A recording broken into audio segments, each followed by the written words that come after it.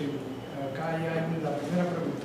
¿Cómo se originó primero la idea del libro? ¿Fue algún momento trabajando en el periódico y fue después?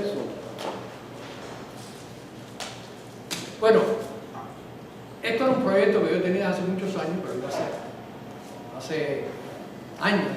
Después que pasó la primera época, que yo la escribo en el libro, la época de Aldo Suárez, que fue para nosotros, pienso, por lo menos para mí fue la mejor época que tuvo el periódico, pues yo empecé ya a maquinar que tenía que hacer historia.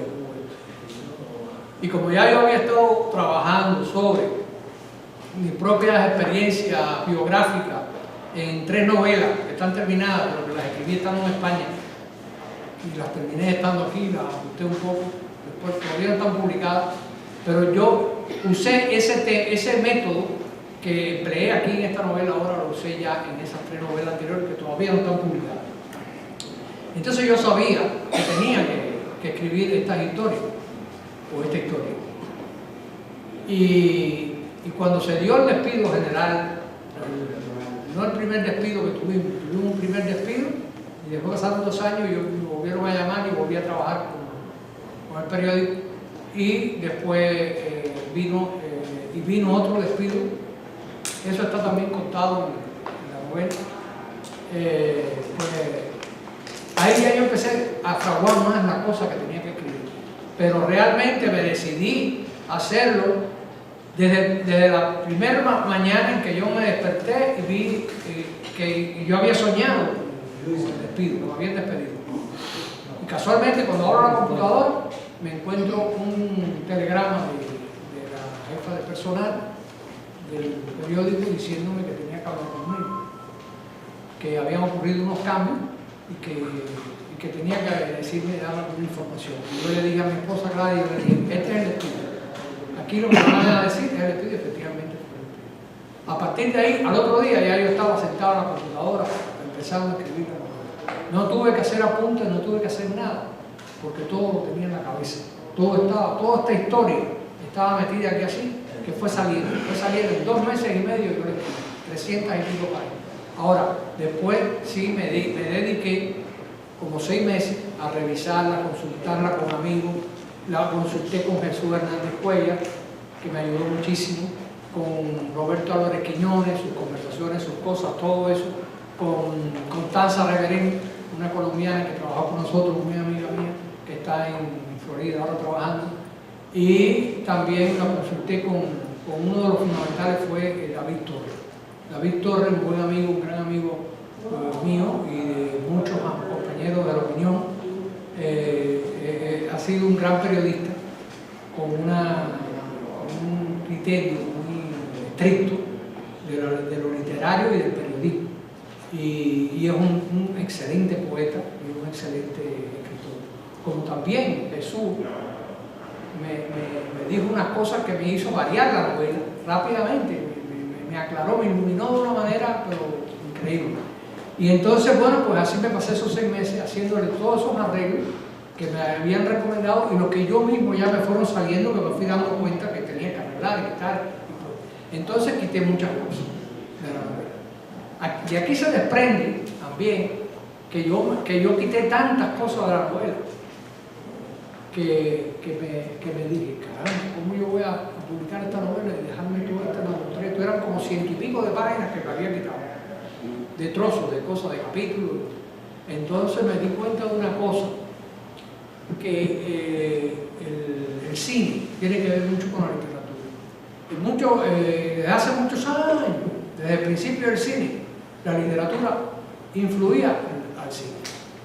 Pero llegó un momento en que ya el cine, desde los años 50 para acá, yo creo, desde los años 30, yo creo que más bien desde que surgió toda la narrativa del boom de la narrativa latinoamericana, pues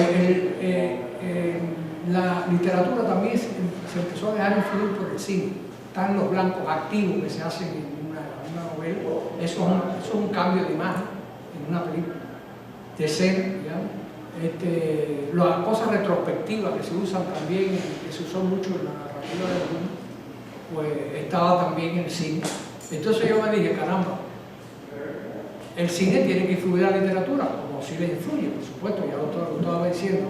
Pues entonces, si los directores de la película toman todo lo que sacaron de su cinta, de la historia de su película, y la quitaron, pero después la graban, pero mantienen esa grabación y la vuelven a poner en disco y la publican.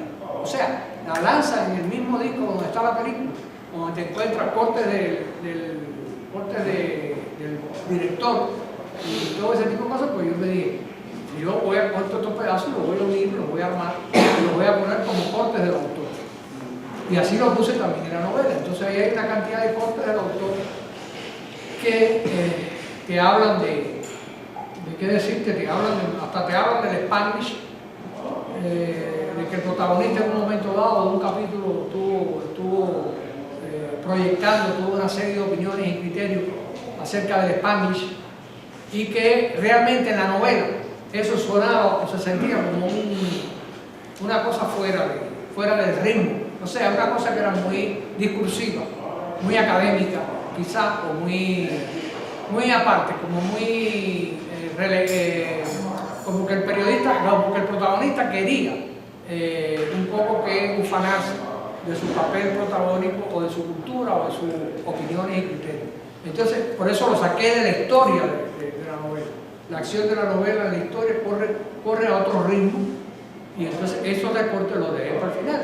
El lector que quisiera leerse esos recortes y incorporarse a la novela, bienvenido sea. Y me acordé de Julio Cortázar, cuando Julio Cortázar en Rayuela pues hizo su famosa tabla de direcciones que hace que tú puedas leer la novela de Rayuela de diversas maneras, de maneras diferentes, y ahí están, o te la leas linealmente como tú quieras. Entonces esto fue un poco también influencia, de la influencia que yo tuve en ese sentido de Julio Cortázar.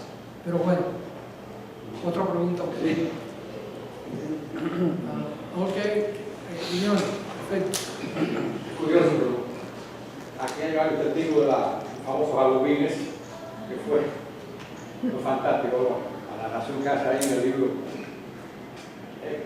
Incluso se recrea, como tú decías, se mezclaba el trabajo duro con aquellas cosas, ¿no? Sí. Y realmente era formidable esa unión. Y de las ninfas, realmente aquello hubiera sido una cosa para llevar a la televisión en todo el país. Fue formidable, tú lo narraste perfectamente.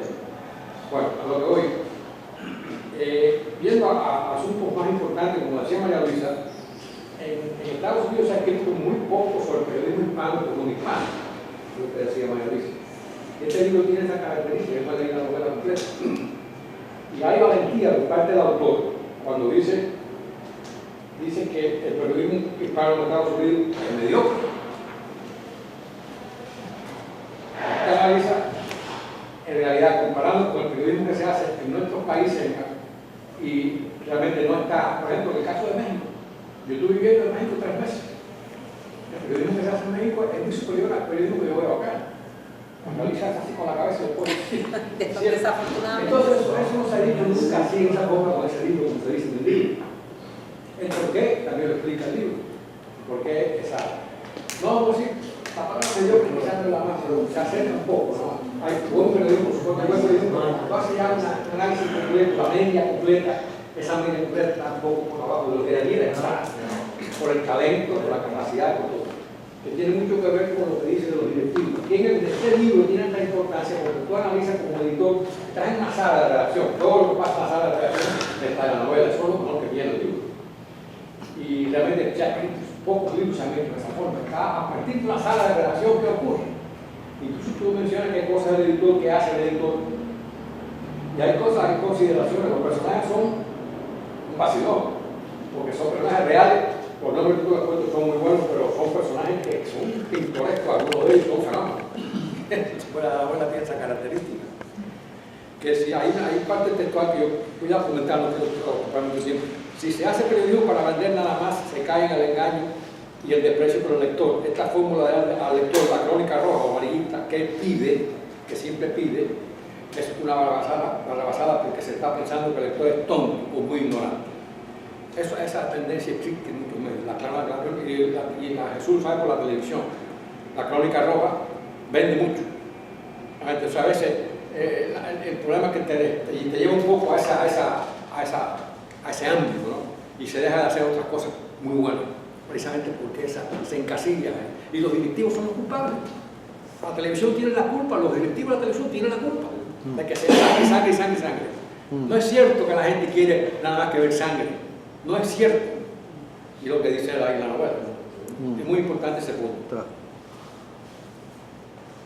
Lo otro es, por ejemplo, tengo algunas cosas un poco locas, voy a mencionarlas para no sin orden, que están en el libro. La tecnología nos está haciendo involucionar.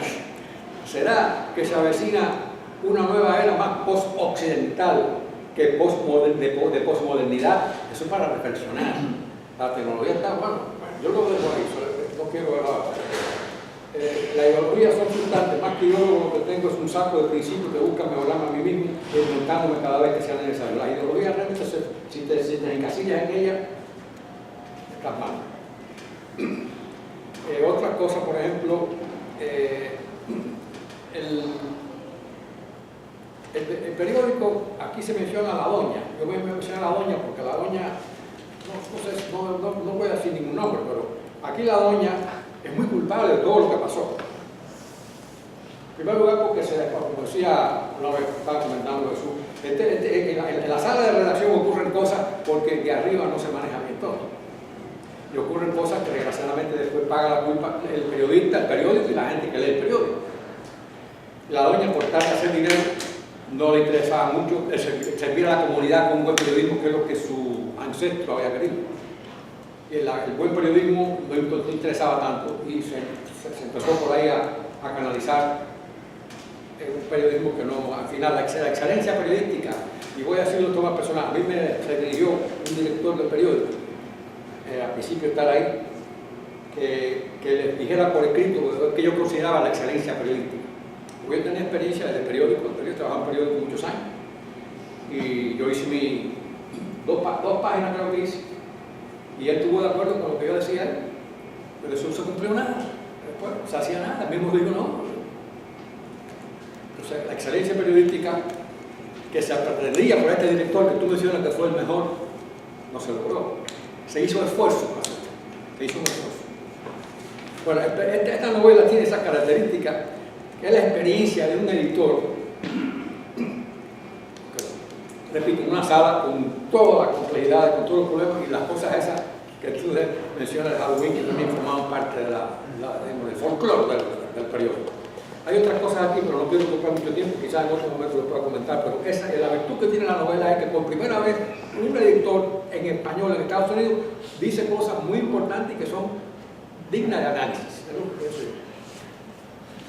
Sí, gracias.